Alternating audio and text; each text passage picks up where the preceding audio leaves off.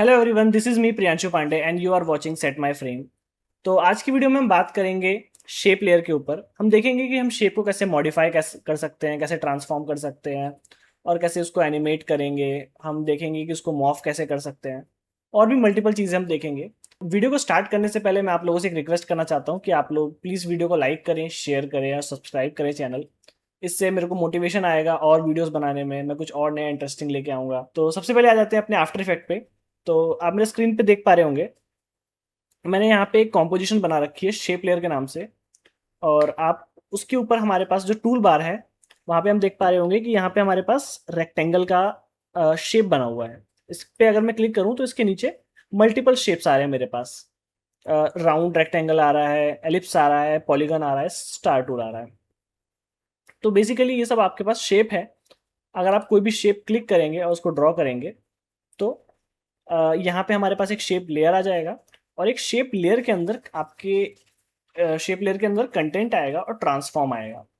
अगर मैं ट्रांसफॉर्म में तो बेसिक चीज़ें आती हैं आपकी, जैसे मैंने पहले बता रखा है आपको, पोजीशन, रोटेशन एंड ऑल। अगर मैं कंटेंट के अंदर देखूँ तो कंटेंट के अंदर मेरे यहाँ पे एक रेक्टेंगल वन नाम से एक ग्रुप तैयार हो गया। बेसिकली ये ग्रुप है। इस रेक्टेंगल वन एक ग्रुप है और रेक्टेंगल वन के अंदर आप देख पा रहे होंगे एक रेक्टेंगल पाथ करके है, जो कि वो शेप है। अभी हम देखते हैं हमारे पास जो एक शेप है। बेसिकली हमारे इसमें शेप दो तरह के हैं। एक होता है पैरामेट्रिक शेप, एक होता है बेजियर शेप। अगर मैं रेक्टेंगल पे क्लिक करूं और ये एक शेप बनाऊं तो, और मैं अपने रेक्टेंगल पे आऊं और रेक्टेंगल पाथ में आऊं, तो आप यहाँ पे देख पा रहे होंगे मेरे पास यहाँ पे तीन ऑप्शन है: साइज का, पोजीशन का एंड राउंडनेस का। तो बेसिकली ये इस रेक्टेंगल के पैरामीटर्स हैं। अगर मैं इसका साइज चेंज करना चाहूँ तो मैं इसका साइज चेंज कर सकता हूँ। अगर मैं इसकी पोजीशन चेंज करना चाहूँ तो मैं इसकी पोजीशन चेंज कर सकता हूँ। मैं इसकी राउंडनेस चेंज करना चाहूँ तो मैं इसकी राउंडनेस चेंज कर सकता हूँ। और ये सारी प्रॉपर्टीज जितनी भी हैं, ये सब इसके पैरामीटर्स हैं। लेकिन वहीं अगर मैं एक और रेक्टेंगल लूँ और यहाँ पे आप देख पा रहे होंगे बेजियर पाथ का ऑप्शन आ रहा है। अगर मैं इस बेजियर पाथ के ऑप्शन पे क्लिक कर दूं और मैं फिर एक रेक्टेंगल बनाऊं और सेम उसी तरह से ये शेप लेयर एक और बन गई मेरे पास, शेप लेयर टू नाम से। इसी के अंदर एक रेक्टेंगल है और इसके अंदर अब हमारे पास, जैसे इसमें लिख के आ रहा था रेक्टेंगल पाथ, वो लिख के नहीं आ रहा। अब इस पे लिख के आ रहा है जस्ट पाथ। और अगर इस पे क्लिक करूं तो आप यहाँ पे देख पा रहे होंगे जस्ट एक पाथ का ऑप्शन है हमारे पास, जस्ट एक पाथ का ऑप्शन है हमारे पास। और और उसमें कुछ भी नहीं है, राउंडनेस नहीं है इसमें, कोई पोजीशन नहीं है इसमें, कोई साइज नहीं है इसमें, जस्ट पाथ है। तो इसको, इसमें क्या कर सकते हैं, इसमें आपको सिर्फ चेंज कर सकते हैं कोई भी पॉइंट जैसा आपको चेंज करना है। तो बेसिकली यहाँ पे आपको बेजियर मिल जाता है आप अपने शेप को मॉडिफाई करने का। सबसे पहले हम बात करते हैं अपने पैरामेट्रिक शेप के बारे में। इसका कलर चेंज कर देते हैं। अब अगर मैं आपको बात करूं शेप लेयर की, तो शेप लेयर के अंदर मैंने आपको पहले बताया कि जो रेक्टेंगल वन है, ये रेक्टेंगल वन एक जस्ट एक शेप ग्रुप है, कोई शेप लेयर नहीं है ये, या फिर कुछ नहीं है। शेप लेयर हमारे पास ऊपर वाला है, उसके अंदर ये रेक्टेंगल वन एक शेप है। और शेप ग्रुप के अंदर रेक्टेंगल वन हमारा एक शेप ग्रुप है और शेप ग्रुप के अंदर हमारे पास रेक्टेंगल है। ठीक है। मैं चाहूं तो इसके अंदर मल्टीपल शेप ग्रुप्स ऐड कर सकता हूँ। मल्टीपल शेप ग्रुप कैसे ऐड कर सकता हूँ, जैसे आप देख पा रहे हो यहाँ पे रेक्टेंगल वन है मेरे पास। अपने शेप लेयर पे क्लिक करूंगा मैं और इसके अंदर आ जाता हूँ मैं एलिप्स पे। अगर मैं एक और एलिप्स बना दूं यहाँ साइड में, तो आप देख पा रहे होंगे मेरे रेक्टेंगल वन के साथ एक एलिप्स वन भी आ गया है। तो मैंने एक सर्कल भी बना दिया है, प्लस मेरे पास एक ये है। लेकिन ये सब जो है ये एक जोड़ा ही है, ये एक शेप लेयर के अंडर ही है। और एक शेप लेयर के अंडर मेरे पास दो शेप ग्रुप है। आपको दो ग्रुप नहीं चाहिए, आपको जस्ट एक ही ग्रुप चाहिए और उसी के अंदर आपको ये सर्कल चाहिए। तो क्या कर सकते हैं आप, अपने रेक्टेंगल वन पे क्लिक करें और यहाँ पे ऊपर आपके पास ऑप्शन आ रहा होगा ऐड का, जिसमें आप एलिप्स पे आएंगे। और जैसे ही आप एलिप्स ऐड करेंगे तो देखिए इसके पीछे एक छोटा सा एलिप्स अपने आप ऐड हो गया है। इसके पाथ को भी मैं मूव कर सकता हूँ, इसका पोजीशन इस साइड लेके आता हूँ मैं, इसका साइज बढ़ा देता हूँ। अब आप देख पा रहे होंगे तो मेरे पास कोई एलिप्स वन का दूसरा ग्रुप नहीं है। अभी हमारे पास सिर्फ एक ही है, वो है रेक्टेंगल वन। और रेक्टेंगल 1 के अंदर हमारे पास एक रेक्टेंगल पाथ है और एक एलिप्स पाथ है। वैसे आप इसको डिलीट मार के आप खुद से भी अपना अकॉर्डिंग भी ऐड कर सकते हैं। अगर मैं रेक्टेंगल 1 को डिलीट मार दूं तो अब इस मेरे पास जस्ट एक शेप लेयर है, लेकिन इस शेप लेयर के अंदर मेरे पास कुछ भी नहीं है। मैं जस्ट एक ऐड पे जाऊंगा, कोई भी पाथ या फिर एलिप्स मैं एक लूंगा और वो अपने आप उसका शेप बना देगा। अब आप देख पा रहे होंगे कि मेरा सर्कल तो दिख रहा है यहाँ पे, लेकिन सर्कल के नीचे मेरे पास कोई कलर नहीं दिख रहा है। कलर इसलिए नहीं दिख रहा है क्योंकि इसके नीचे हमने कोई कलर ऐड नहीं किया। अगर मैं थोड़ा बैक करूं और आपको पहले वाला दिखाऊं तो आप देख पा रहे होंगे रेक्टेंगल 1 तो है हमारे पास, एलिप्स 1 है, रेक्टेंगल 1 है, और उसके नीचे आप देख पा रहे होंगे स्ट्रोक एंड फिल भी है। तो उसके नीचे स्ट्रोक एंड फिल हमने ऑलरेडी प्रोवाइडेड था, इस वजह से उसमें कलर शो हो रहे थे, वरना शो नहीं होते। तो कलर शो होने के लिए हम क्या कर सकते हैं, ऐड पे क्लिक करेंगे, यहाँ पे फिल का ऑप्शन लेके आएंगे। जैसे मैंने फिल डाला, अब देखेंगे मेरा सर्कल रेड हो गया। ऐड पे जाएंगे, स्ट्रोक लेके आएंगे, जैसे मैंने स्ट्रोक डाला मेरे पास स्ट्रोक ऐड हो गया छोटा सा। अगर अब मैं बात करूं आपके बेजियर शेप की, तो मैं कोई भी सर्कल ले लेता हूं और इसका स्ट्रोक बंद कर देता हूं। अब आप देख पा रहे होंगे कि इसके अंदर, एलिप्स के अंदर पाथ है और पाथ में जस्ट मेरे पास 4 पॉइंट्स दे रखे हैं इसने सर्कल के लिए। ठीक है, और इस पॉइंट्स को मैं अपने अकॉर्डिंग मॉडिफाई कर सकता हूँ। वापस से सर्कल लेके आऊँ और इस पे पाथ पे मैं एक एनिमेशन लगाऊं। अभी मैंने करंट पोजीशन पे की लगा दी है जब वो सर्कल है, और थोड़ा सा मैं आगे आता हूँ 10 सेकंड पे, और इसको पकड़ के अंदर कर देता हूँ मैं। 20 सेकंड पे आता हूँ, इसको भी पकड़ के मैं अंदर कर देता हूँ, इसको पकड़ के थोड़ा साइड कर देता हूँ। थोड़ा सा और आगे आके मैं स्टार्टिंग का जो सर्कल है उसकी की कॉपी करूंगा और उसके पीछे पेस्ट कर दूंगा। तो अब इसके पीछे एक एनिमेशन लग गई। आप एनिमेशन देख पा रहे होंगे, जो भी मैंने मॉडिफाई किया है जस्ट वही चीज़ है। आप इसकी स्पीड कम स्लो कर सकते हैं, जस्ट अपने सारे इसको सिलेक्ट करें, ऑल्ट दबा के इसको ड्रैग करें, तो इसके बीच की जो गैपिंग है, जो एनिमेशन का गैपिंग है, वो एकदम परफेक्टली सेम रहेगा। जो भी मॉर्फिंग थी उसने सेम वैसे ही किया है, जो जो की मैंने जैसे जैसे लगाई थी।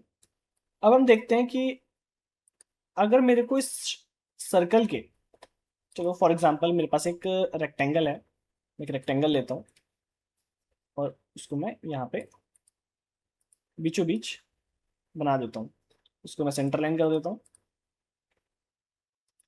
अब मैं एक सर्कल लेता हूँ और इस सर्कल को यहाँ पे बना देता हूँ। ठीक है,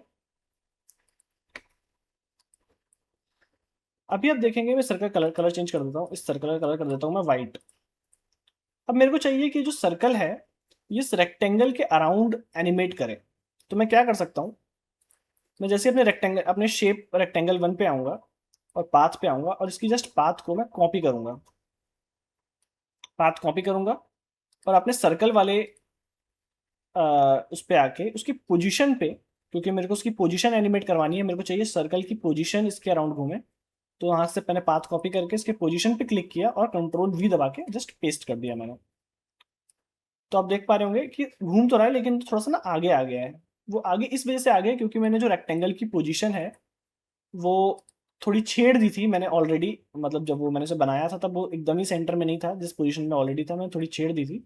लेकिन मैं इसको कुछ भी नहीं है, इसको पकड़ के अपने सर्कल को पकड़ के थोड़ा सा पीछे कर देता हूँ और अभी आप देखेंगे कि वो एकदम परफेक्टली अपना जो सर्कल है वो उसके अराउंड घूमेगा। अभी आप यहाँ पे थोड़ा की फ्रेम देखेंगे अगर अपना, तो यहाँ पे देखेंगे यहाँ पे तो आपके पास एक डायमंड शेप का बटन की है, जो कि मैंने आपको पहले वीडियो में बताया था, इसको लीनियर की कहते हैं बेसिकली। लेकिन जो उसके बीचों बीच है वो एक सर्कल टाइप है की। ये सर्कल टाइप की क्या है, ये सर्कल टाइप की एक, इसको कहते हैं हम रोव की। रोव अक्रॉस टाइम होता है कि डायमंड वाली की है आपकी जो लीनियर की है और आपकी जो रोव की है, इनके बीच में जो एनिमेशन की स्पीड है और जो टाइम है वो एकदम कंसिस्टेंट है। देखिए ये 0 से 15 फ्रेम्स में कंप्लीट हो रहा है, और कहाँ से कहाँ तक, इस पॉइंट से, फर्स्ट पॉइंट से अपने सेकंड पॉइंट तक, फिर सेकंड पॉइंट से थर्ड पॉइंट पे आने के लिए भी उसने वापस से 15 फ्रेम्स ही लिया। तो बेसिकली उसके बीच में जो टाइम है और जो स्पीड है वो एकदम कंसिस्टेंट है। तो रोव अक्रॉस टाइम का मतलब यही होता है कि आपके एनिमेशन की जो गैपिंग्स है वो एकदम कांस्टेंट है, एकदम बराबर है, उसमें कोई तेज़ी नहीं है, कोई धीमे नहीं है। लेकिन अगर आपको चाहिए कि थोड़ा तेज़ आए, थोड़ा धीरे आए, अगर आपको थोड़ा मैनेज करना है तो आप क्या कर सकते हैं, अपने सारे रो की फ्रेम्स को सेलेक्ट करें और राइट क्लिक करें। तो यहाँ पे आप देख पा रहे होंगे की फ्रेम इंटरपोलेशन। अगर मैं अपने की फ्रेम इंटरपोलेशन पे आऊँ तो देखिए ऊपर नीचे लीनियर है, लेकिन जो रोविंग की फ्रेम्स है उसको मैं लॉक टू टाइम कर दूं अगर, और ओके कर दूं, तो देखिए कैसे ये इजी नीज आउट वाले उसमें चेंज हो गया। अब अगर मैं देखूं तो ये तो बराबर है, लेकिन मैं इसको अपने अकॉर्डिंग चेंज कर सकता हूँ। मेरे को चाहिए जब पहले उसमें आए थोड़ा फास्ट आए, बीच में थोड़ा स्लो हो, और एंडिंग में भी थोड़ा फास्ट हो गया। थोड़ा चिपका दिया मैंने इन दोनों को, पास पास कर दिया, तो अब यहाँ से यहाँ तक का एनिमेशन थोड़ा फास्ट होगा और यहाँ से यहाँ तक का भी एनिमेशन थोड़ा फास्ट होगा। जस्ट ये एनिमेशन थोड़ा स्लो होगा जो उसके फर्स्ट से सेकंड से थर्ड पे जो आ रहा है और थर्ड से फोर्थ पे जो आ रहा है। अब हम देखते हैं कि हम किसी भी शेप को मॉर्फ कैसे कर सकते हैं किसी और शेप में। ये मेरे पास एक सर्कल है, मैंने सर्कल लिया और यहीं पे मैं एक बगल में एक रेक्टेंगल ले लेता हूँ। अब मेरे को चाहिए कि जो शेप है मेरा ये कन्वर्ट हो जाए इस रेक्टेंगल में, मॉर्फ हो जाए, बेसिकली मॉर्फिंग में है। तो मैं क्या करूँगा, अपने पाथ पे आऊँगा और यहाँ पे की फ्रेम लगा दूंगा। अपने 0 0 सेकंड पे की फ्रेम लगा दूंगा और मैं थोड़ा आगे आऊँगा, अपने 20 फ्रेम पे आ जाता हूँ और अपना रेक्टेंगल वाला जो मेरा पाथ है उसका मैं पाथ कॉपी कर लूँगा। ठीक है, इसका मैंने पाथ कॉपी कर लिया, इसको बंद कर देता हूँ मैं। वापस से अपने सर्कल वाले पे आऊँगा और पाथ पे जहाँ पे मैंने एक की ऑलरेडी लगा रखी है वो की रिप्रेजेंट ये कर रही है कि पहले तो ये सर्कल ही रहेगा, लेकिन 20 फ्रेम्स पे आकर के मैं इस पे क्लिक करके पेस्ट कर देता हूँ। अपने पाथ पे मैंने क्लिक किया और जस्ट मैंने इसको पेस्ट कर दिया। तो अभी आप देखेंगे इसका एनिमेशन, तो इस सर्कल जो है वो धीरे से मॉर्फ हो गया किसमें, अपने रेक्टेंगल में। कंपलसरी नहीं है ये सिर्फ रेक्टेंगल ही हो, लेकिन इसमें 4 पॉइंट्स थे तो ये परफेक्टली रेक्टेंगल में कन्वर्ट हो गया। लेकिन वहीं अगर हम देखें, मैं मान लो एक स्टार लेके आ जाता हूँ, तो बेसिकली आप अपने कोई भी शेप को, किसी भी तरह के शेप को मॉडिफाई कर सकते हैं और उसको उस शेप का बना सकते हैं। अब ये कंपलसरी नहीं है कि आपको हमेशा रेक्टेंगल है तो आप रेक्टेंगल ही बना पाएंगे या फिर कुछ भी बना पाएंगे। मैं अपना पेन टूल उठाता हूँ और उसमें बेजियर, रोटर बेजियर ऑन कर देता हूँ और मैं इसमें कुछ अतरंगा शेप बना देता हूँ। ठीक है, कंटेंट पे आता हूँ, शेप पे आता हूँ, पाथ पे आता हूँ और इसका पाथ को मैं कॉपी कर लेता हूँ। इसको पाथ को मैंने कॉपी किया, बंद किया, मैं अपने 20 फ्रेम्स पे आया और इसके पाथ पे मैंने पेस्ट कर दिया। अब ये मैंने इतना अतरंगा शेप बनाया था, प्लस इसमें इतने सारी कोने थे, इसमें इतने सारे वर्टेक्सेस थे। अब आप देखेंगे परफेक्टली सर्कल नहीं बना। ठीक है, ये धीरे धीरे धीरे धीरे इसमें कन्वर्ट तो हो गया, लेकिन अब ये परफेक्टली सर्कल नहीं है। क्यों? क्योंकि इसके पॉइंटर्स की वजह से, अब इस ये कह लो कि इतने सारे पॉइंटर्स ऐड होने की वजह से उसकी जो शेप का जो एक आकार था वो काफ़ी चेंज हो गया है। वो इसी वजह से हुआ क्योंकि इसमें हमने बहुत सारा मल्टीपल हमने पॉइंटर्स ऐड कर दिए, तो उसकी वजह से जो स्टार्टिंग की शेप थी मेरी थोड़ी वो डिस्टर्ब हो गई। नेक्स्ट अगर मैं बात करूं तो हमारे पास इन सब से भी ऊपर है कि हम एप्स का अपना स्ट्रोक और ये सब चीज़ें भी एनिमेट कर सकते हैं। अगर मैं उसका फिल बंद कर दूं, फिल को ऑफ कर दूं, तो आप यहाँ पे देख पा रहे होंगे हमारे पास ये स्ट्रोक है सिर्फ, और मैं इसका स्ट्रोक का बॉर्डर एनिमेट करना चाहता हूँ। आप यहाँ पे देख पा रहे होंगे एक ऐड का बटन है। इस ऐड के बटन पे आऊँ अगर मैं, तो यहाँ पे आप देख पा रहे होंगे हमारे पास ट्रिम पाथ है। ठीक है, आप इसको एनिमेट कर सकते हैं अपने अकॉर्डिंग। जैसे कि मान लो मेरे को चाहिए कि ये स्टार्ट हो 0 से, तो बेसिकली ये इसका एंड फ्रेम है, तभी मैं इसका एंड 100 था, पहले 100 था मतलब कंप्लीट था। अब अगर उसके 100 को मैं 0 कर दूंगा तो स्ट्रोक सारा गायब हो जाएगा मेरा। या फिर आप ये भी कर सकते हैं कि आपका जो स्टार्ट है वो 0 है, मतलब आपका जो स्टार्टिंग पॉइंट है वो कंप्लीटेड है। अगर मैं इसको 100 कर दूंगा तो धीरे धीरे धीरे धीरे वो गायब हो जाएगा। क्या पता मेरे को ये एनिमेशन यहाँ से ना स्टार्ट करवानी हो, मेरे को ये एनिमेशन यहाँ से स्टार्ट करवानी हो, तो मैं क्या कर सकता हूँ। तो आपके पास इसको करने के दो तरीके हैं। सबसे पहला तरीका है कि आप अपने ऑफसेट को चेंज कर दें। ठीक है, अपने ऑफसेट को आप जैसे भी चेंज करेंगे उसके अकॉर्डिंग आपका स्टार्टिंग पॉइंट चेंज हो जाएगा। दूसरा तरीका क्या है? दूसरा तरीका ये है कि आपको जहां से भी स्टार्ट करना है उसको आपको अपना फर्स्ट वर्टेक्स बनाना पड़ेगा। ठीक है, फॉर एग्जाम्पल मैंने पाथ लिया, इस पर क्लिक किया और इस पे अभी मेरा ये यहाँ से स्टार्ट हो रहा है। अभी मैं अगर मैं आपको एनिमेशन दिखाऊं तो मेरा ये इस पॉइंटर से, इस वाले वर्टेक्स से स्टार्ट हो रहा है। मेरे को चाहिए ये इस वाले वर्टेक्स से स्टार्ट हो। तो मैं क्या करूंगा, इस पर राइट क्लिक करूंगा और इस पर राइट क्लिक करूंगा तो यहाँ पे देखेंगे मास्क एंड शेप पाथ है।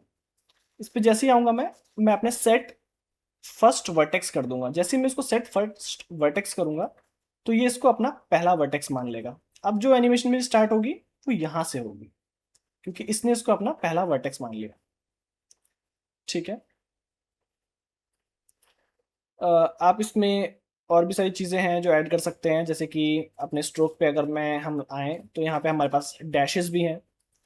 अगर मैं अपने डैशेस पे प्लस क्लिक करूँ तो इसने इसको डैशेस में कन्वर्ट कर दिया। मैं इसके डैशेस बढ़ा और घटा भी सकता हूँ अपने अकॉर्डिंग।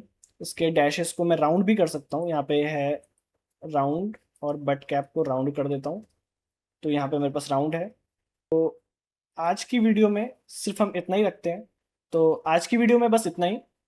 अगली वीडियो में हम बात करेंगे रोटो के ऊपर कि हम किसी फ्रेम को किसी वीडियो में से कैसे कट आउट कर सकते हैं, कैसे क्लीन कर सकते हैं उसको। और हम ग्रीन स्क्रीन रिमूव करना भी देखेंगे, उसमें ग्रीन स्क्रीन कैसे रिमूव हो सकती है। और भी मल्टीपल चीज़ें देखेंगे कट आउट करने के। तब तक के लिए थैंक यू, बाय।